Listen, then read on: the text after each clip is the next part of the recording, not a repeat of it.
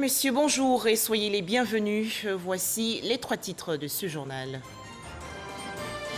En Côte d'Ivoire, les populations invitées à respecter les gestes barrières pour lutter efficacement contre le coronavirus. Cet appel a été lancé par le président de la République, Alassane Ouattara, dans son adresse à la nation le 6 août dernier, veille de la fête nationale. La Côte d'Ivoire qui a célébré récemment le 60e anniversaire de son accession à l'indépendance, des cérémonies sobres dans tout le pays en raison de la maladie à coronavirus. Dans cette édition, 2 personnes civiles racontent l'ambiance de ce 7 août 1960.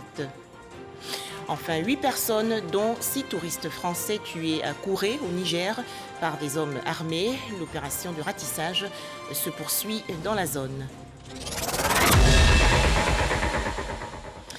95 nouveaux cas de maladie à coronavirus enregistrés hier en Côte d'Ivoire, ce qui porte à 16 715 le nombre de cas confirmés dans le pays. Le coronavirus est toujours virulent.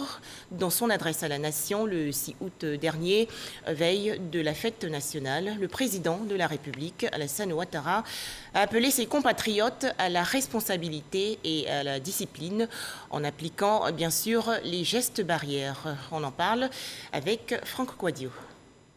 La célébration de ce 7 août 2020 devait être une occasion de grande allégresse.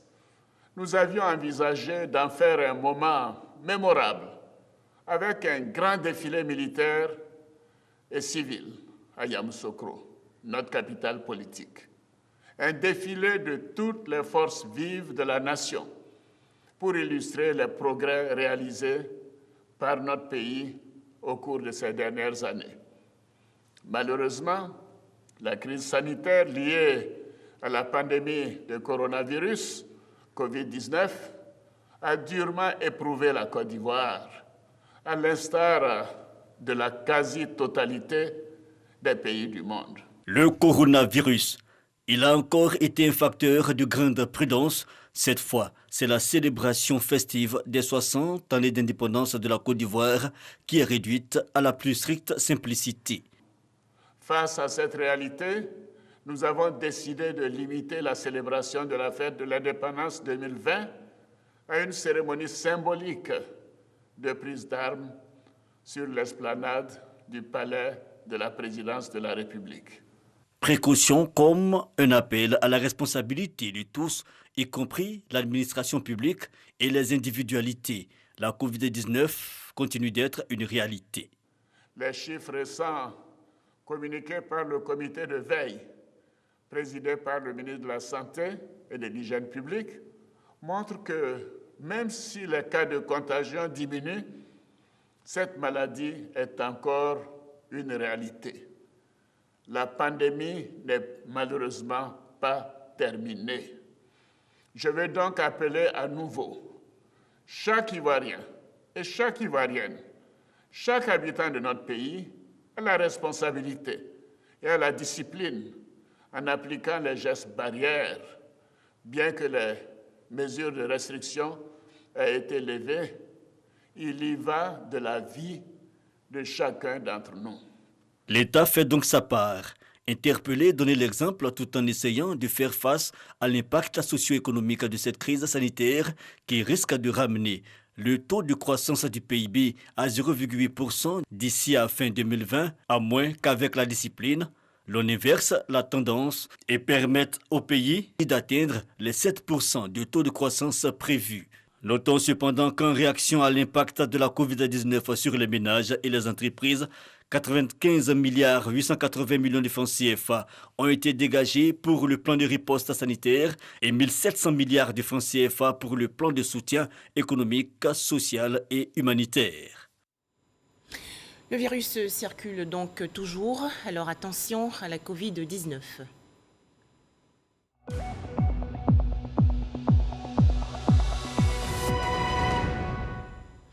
Je vous vous l'annoncez tantôt, le ministère de la Santé et de l'Hygiène publique a enregistré hier 95 nouveaux cas de maladie à coronavirus en Côte d'Ivoire.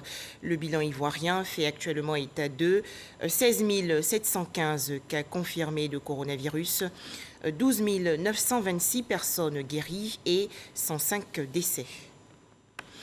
Rappelons également que le 6 août dernier, veille de la fête nationale, le président de la République, Alassane Ouattara, dans son adresse à la nation, a annoncé sa candidature pour la présidentielle d'octobre 2020 en Côte d'Ivoire. C'est une décision mûrement réfléchie et un devoir, a-t-il souligné. Le président de la République de Côte d'Ivoire, Alassane Ouattara, en route donc pour un autre mandat en octobre prochain. Devant cette nouvelle, les populations de Daloa, dans la région centre-ouest du pays, ont laissé éclater leur joie. Elles sont au micro de Mamadou Kouassi.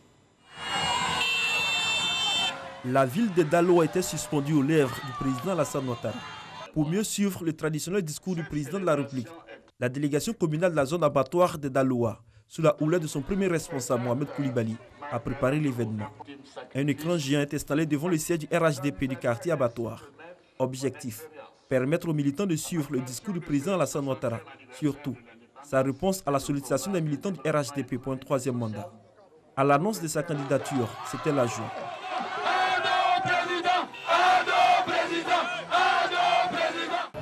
Toute la nation donc attendait cette annonce et je crois qu'aujourd'hui le président vient encore une fois de démontrer l'amour qu'il a pour sa patrie et en particulier bien évidemment pour les Ivoiriens que nous sommes.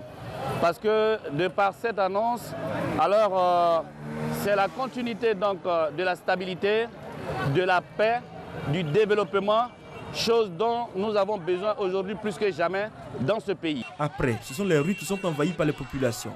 Une mobilisation pour exprimer leur joie pour la candidature du président de la République, Alassane Ouattara, pour un nouveau mandat. D'autres quartiers ont pris la relève et plus tard, c'est toute la commune, pour dire oui à cette décision du président de la République, Alassane Ouattara. En image, cette liesse populaire également à Lakota, dans la zone sud-ouest du pays, à l'annonce de la candidature du président de la République, Alassane Ouattara. Direction à présent Yamoussoukro, dans la région centre du pays. Des travaux de raccordement à l'eau potable ont été réalisés dans cette localité. Une enveloppe de 320 millions de francs CFA a été dégagée dans le cadre du programme Eau potable pour tous. Le lancement officiel de cette mise en eau s'est déroulé dans le canton Sakiaré, en présence du ministre de l'Hydraulique, Laurent Tchagba. C'est un reportage de Léon Brou de RTI Bouaké. Attroupement autour de la citerne d'eau potable de l'ONEP. La scène se déroule à Sakiaré, un village moderne du district autonome de Yamoussoukro, pourtant équipé d'infrastructures d'eau potable. Au robinet, l'eau ne vient pas. Comme on ne gagne pas l'eau là, on prend un bidon là pour aller payer. Quand l'eau coupe là, ça peut faire 2 mois, 3 mois. On va au marigot pour aller chercher d'eau pour boire. Impossible donc de s'abreuver au château d'eau de Sakiaré. La pénurie d'eau dans ce village prévaut aussi dans 6 localités voisines. Raison, vétusté des infrastructures, accroissement de la population. Ces localités-là sont alimentées à partir de forages et avec les changements climatiques, ces forages-là connaissent une chute de débit. La quantité d'eau nécessaire pour alimenter cette population est de 510 mètres cubes jour. Malheureusement, nous ne produisons que 180 mètres cubes. Voici la solution pour Sakiaré et les 6 autres villages se partageant la pénurie d'eau. De cette vanne ainsi ouverte ce samedi 8 août 2020, coule désormais de l'eau potable et la sécurité quant à l'accès des populations de cette localité à l'eau potable s'en trouve assurée. Résultat du raccordement de Sakiaré, Menou, Koriakro, Ndebo, Lolobo, Konakofikro et Ndenou au réseau d'eau potable de Yamoussoukro. Des travaux dans la vision du chef de l'État pour assurer le bien-être et l'épanouissement des populations. 14 800 personnes auront accès à l'eau potable de manière continue. Cela permettra d'améliorer la situation sanitaire des populations, de réduire les corvées d'eau imposées aux femmes et surtout aux enfants et particulièrement aux jeunes filles. Le gouvernement a réalisé de nombreux chantiers dans le secteur de l'électricité, de l'eau potable, de la santé, de l'éducation, de la sécurité, de la salubrité et des infrastructures routières. C'est tout le sens du programme social avec un service public accessible, efficace et de qualité. 5 mois, la durée des travaux de raccordement de cette localité au réseau d'eau potable de Yamoussoukro. Coût 318 millions de francs CFA financés par l'État dans le cadre du programme Eau potable pour tous. 7 août 1960, la Côte d'Ivoire acquiert son indépendance sous la houlette de Félix Houphouët-Boigny, le tout premier président de la République. Les populations, bien sûr, étaient particulièrement heureuses de célébrer cet important événement. Voici donc les témoignages de 2 personnes civiles. Elles racontent l'ambiance de la fête au micro de Patricia Etia. Il y a plusieurs photos, mais ce sont autant de témoignages précieux sur une journée historique pour la Côte d'Ivoire. Des images en noir et blanc, parfois légèrement dégradées par l'humidité, prises par Louis Normand, un des grands photographes des années 60. Quelques heures après que le Premier ministre Houphouët-Boigny, entouré des 3 chefs des États de l'Entente et de M. Louis Jacquinot, ministre d'État représentant la République française, a proclamé l'indépendance de la Côte d'Ivoire au cours d'une séance solennelle à l'Assemblée nationale. Le président, lui, après l'Assemblée, il est tout seul dans la voiture officielle et il fait le tour, il remonte au pont où tout le monde l'acclame sous des vivats comme on n'en a jamais vu depuis longtemps. Et ici, donc, là, les officiels sont dans le chapiteau qui leur a été affecté. Donc on voit ici M. Jacquinot, on voit M. Hubert Maga, on voit le président Houphouët-Boigny, le président Mani Diori, le président Maurice Yamego et le président Ahmed Ouldada du Conseil de l'Entente. On trouve des clichés de la cérémonie qui s'est déroulée au pont Houphouët-Boigny et sur l'esplanade de la Poste au plateau. Grâce aux angles de prise de vue, on voit la foule. La simplicité des manifestations frappe au vu de l'importance de l'événement qui s'est achevé par une réception privée chez Yassé Philippe. Dablé André a vécu ce 7 août 1960. Élève, il avait 16 ans à l'époque, il était en vacances à Abidjan. Je vous assure que ça a été impressionnant parce que c'est la première fois que nous voyions un tel événement. Alors, les élèves en tenue, filles comme garçons, les anciens combattants. Nous avons vu le président venir avec son chapeau, il avait cette habitude de saluer avec son chapeau. Il est venu, on lui a présenté le drapeau, et puis ensuite il est monté dans la tribune, et puis le défilé a commencé. Il explique ainsi le caractère sobre de l'événement et souhaite la reprise des fêtes tournantes. Aujourd'hui, il y a eu beaucoup d'investissements qui ont été faits, mais si les fêtes sont tournantes, si on réinstitue cette tradition-là, elle permettra aux régions d'être en contact avec les responsables et administratifs et politiques. Aujourd'hui encore, ce bonheur se lit sur les nombreuses photos de groupe. On peut aisément lire la joie qui animait le président Houphouët-Boigny, constate Michel Buitruy du fonds de photographie de Louis Normand. C'est ce publicitaire de formation qui détient ce patrimoine qui aurait probablement été voué à la disparition. Y a-t-il encore d'autres photos de l'indépendance dans des archives privées en Côte d'Ivoire? C'est très possible, car selon ces témoins, il faut remettre le père de l'indépendance dans l'actualité, car selon eux, il est oublié. Célébration de la fête nationale le 7 août dernier. L'église méthodiste a organisé un culte dans la commune de Marcory. Des prières pour une paix durable en Côte d'Ivoire ont été dites dans le temple Ebenezer. Les détails, Franck Quadio. Jour de culte spécial ce dimanche matin à Marcory. Dans le village d'Abia Koumassi, le temple Ebenezer est choisi par l'église protestante méthodiste de Côte d'Ivoire pour son traditionnel culte de l'indépendance. 60 ans d'indépendance cette année, le message est particulier. Une année charnière, une année importante de maturité.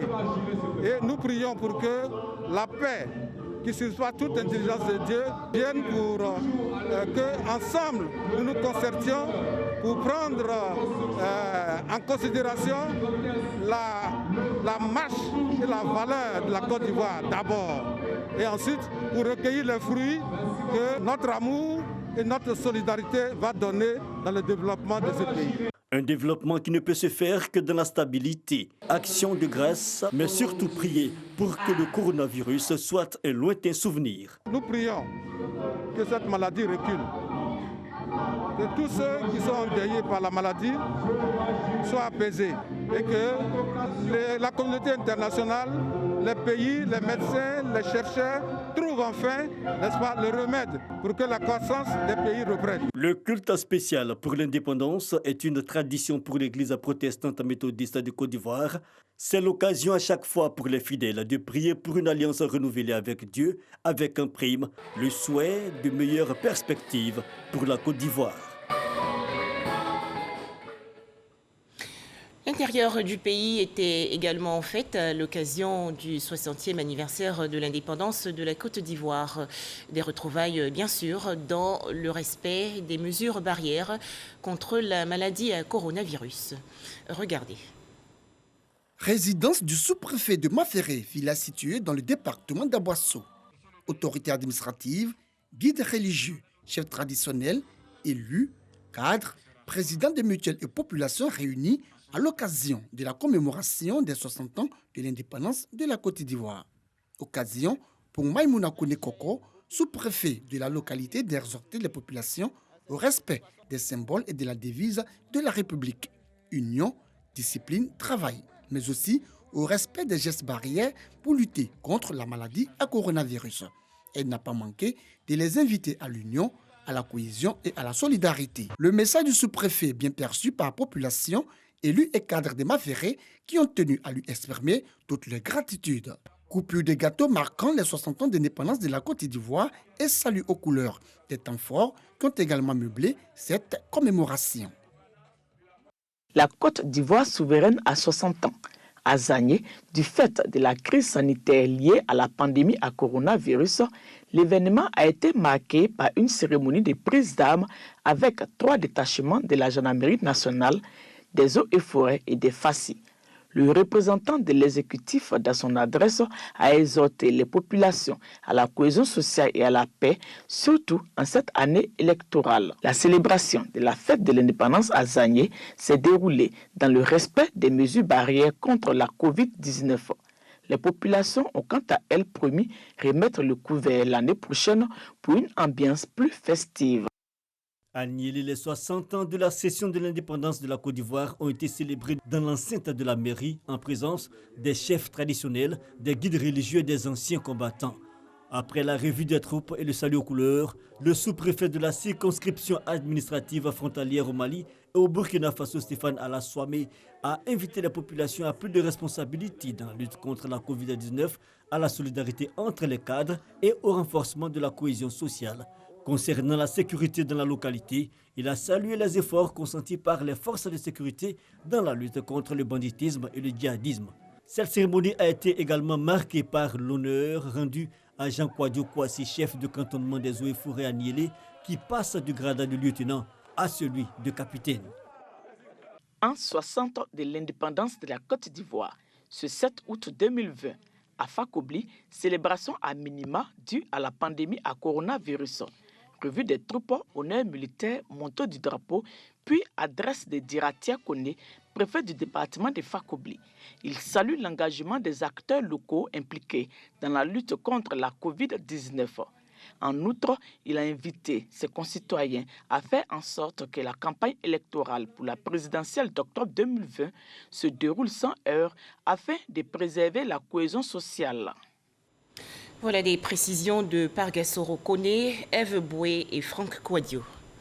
Un tout autre sujet à présent. L'édition 2020 du concours Maternité accueillante a été lancée récemment par le ministère de la Santé et de l'Hygiène publique. Il s'agit d'améliorer l'environnement et la qualité des prestations de santé dans les hôpitaux publics de Côte d'Ivoire. Salima Toudia. C'est une stratégie payante qui devrait permettre de réduire le taux de mortalité maternelle, néonatale et infantile qui est à 614 décès pour 100 000 naissances vivantes. C'est un concours dénommé Maternité accueillante qui est ainsi lancé pour récompenser la meilleure équipe régionale dans la réduction de ce taux de morbidité. Les structures sanitaires verront ainsi leur capacité fonctionnelle évaluée, notamment en soins obstétricaux, néonataux d'urgence ou encore dans la surveillance de l'accouchement. Il n'est pas admissible qu'en Côte d'Ivoire, lorsqu'une mère part pour donner la vie, c'est souvent effectivement un cauchemar ou des pleurs. Il a donc décidé de faire en sorte qu'il y ait un plan stratégique national afin de passer d'un taux qui ne n'aura pas la Côte d'Ivoire de 614 décès pour 100 000 naissances vivantes à un taux de 70 décès pour 100 000 naissances vivantes en Côte d'Ivoire. C'est un challenge. Le concours n'est pas seulement une affaire des acteurs de santé, il mettra également en lumière l'implication des gouvernances locales. Ce concours permettra de valoriser les efforts d'investissement en faveur d'une amélioration significative des conditions sanitaires sur leur territoire, notamment en matière de santé mère-enfant.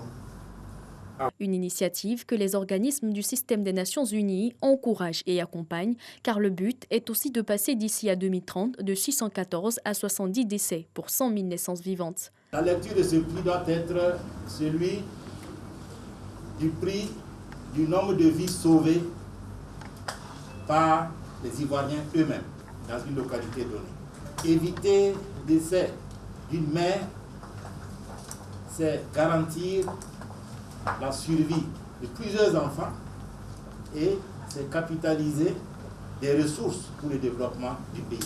Lancé pour toute la période 2020, le concours récompensera en fin d'année les 3 premières régions qui auront obtenu le plus de points.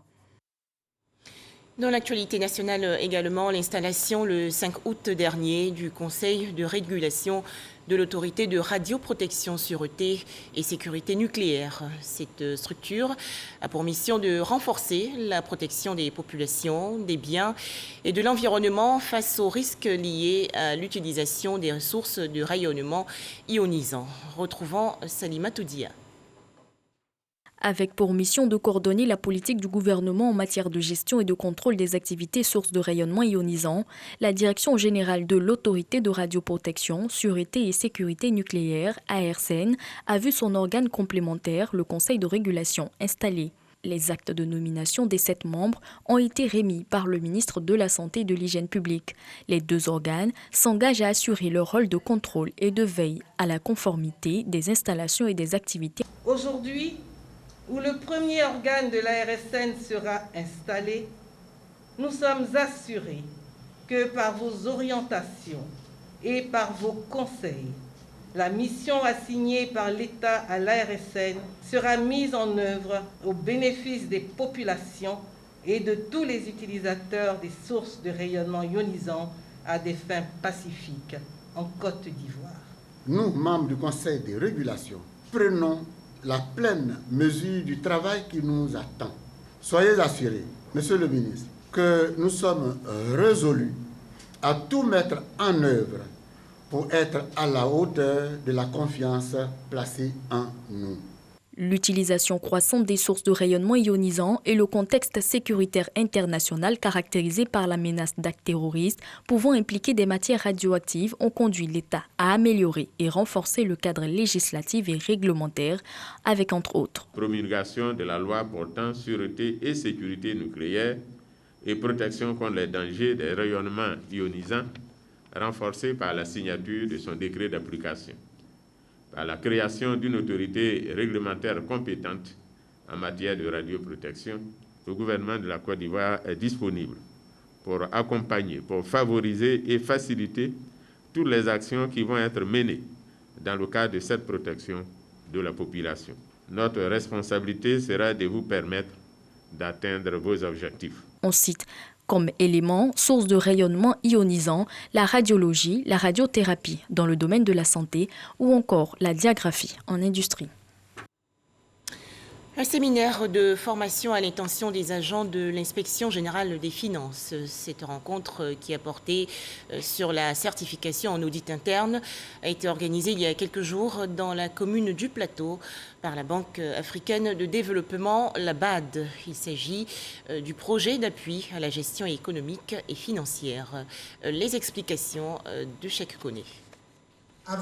Cette formation à la certification en audit interne vient renforcer les capacités des agents des structures de contrôle en vue d'assainir la gestion des finances publiques. Nous avons basculé des budgets de moyens au budget programme. Et dans ce cadre-là, les finances publiques se gèrent véritablement dans un nouveau contexte. Et dans ce nouveau contexte, l'audit interne devient une fonction très importante au niveau du dispositif de contrôle. Durant 22 jours, les auditeurs de l'Inspection générale des finances seront formés sur les nouveaux outils en matière de contrôle. Une formation de plus qui vient s'ajouter à la longue liste de formations déjà entreprises dans ce sens. Tous ces efforts ont permis à ce jour de former plus de 80% des agents de l'IGF ainsi qu'une cinquantaine d'agents des services de contrôle et d'inspection sectorielle des ministères en charge de l'économie et du budget. Le représentant de la tutelle a insisté sur les défis qui attendent les participants. Il s'agira de surdimensionner le champ de l'audit interne pour éviter le contrôle excessif et de disposer du personnel en nombre suffisant formé au métier d'auditeur. Au regard de ces défis, votre contribution s'avère précieuse et justifie qu'une action particulière soit mise sur le renforcement de vos capacités afin de vous permettre d'assumer pleinement cette fonction. Dans le cadre du PAGEF, l'Inspection générale des finances fait partie des bénéficiaires. 5 de ces activités ont été financées pour un montant global de plus de 226 millions de francs CFA. Il s'agit entre autres de la mobilisation d'assistance technique, de la fourniture d'équipements et de sessions de formation. La Sodexam, société d'exploitation et de développement aéroportuaire, aéronautique et météorologique, désormais certifiée ISO 9001, version 2015. Cette entreprise a également reçu le prix qualité-performance catégorie meilleur leadership. La cérémonie de récompense de la Sodexam s'est déroulée le 5 août dernier à son siège dans la commune de Port-Bouët. Le point avec Jean Djadji. La société d'exploitation et de développement aéroportuaire, aéronautique et météorologique Sodexam est désormais certifiée ISO 9001 version 2015. Le prix qualité-performance, catégorie meilleur leadership, a été décerné à son directeur général Jean-Louis Moulot. Le bureau Veritas et ses partenaires sont unanimes sur la qualité du système de management de la Sodexam. La particularité du directeur général de Sodexam, c'est que lorsqu'il est arrivé et qu'il a fait son diagnostic, il s'est rendu compte qu'il y avait un problème de leadership. Voilà, vous savez que ce type de projet, nous le disons, c'est le leadership en réalité qui peut donner la dynamique qui puisse amener la réussite. Le bureau Veritas a été sélectionné en tant qu'organisme certificateur par la Sodexam. Et par la suite, on a mené l'audit de certification en 2 étapes. Une première étape en novembre et une deuxième étape en janvier. La certification est une opportunité pour la Sodexam de relever les défis majeurs, améliorer ses performances, ouvrir de nouveaux marchés et favoriser des pratiques exemplaires. C'est un processus, comme cela a été indiqué, qui avait été initié depuis 2012, qui avait connu un arrêt et qui a été réactivé en 2017. Et nous avons mis un point d'honneur à l'achever dès ma prise de fonction à la tête de cette structure. Et en un an, nous sommes parvenus donc à finaliser le processus et à obtenir ce précieux certificat. Lorsque vous parvenez à ce niveau-là, c'est de se maintenir à ce niveau. Donc une exigence plus grande pour nous-mêmes. Le cycle de l'audit et de la certification de la Sodexam sont entrés en vigueur, respectivement les 30 janvier et 18 juin 2020. Enfin, en image, l'actualité hors de chez nous. 6 touristes français et 2 guides nigériens ont été tués hier au Niger par des hommes armés. Cette attaque perpétrée par des individus venus en moto s'est produite dans la zone de Kouré qui abrite les derniers troupeaux de girafes d'Afrique de l'Ouest. L'opération de ratissage se poursuit dans la zone. Et c'est la fin de ce journal. Merci de nous avoir suivis.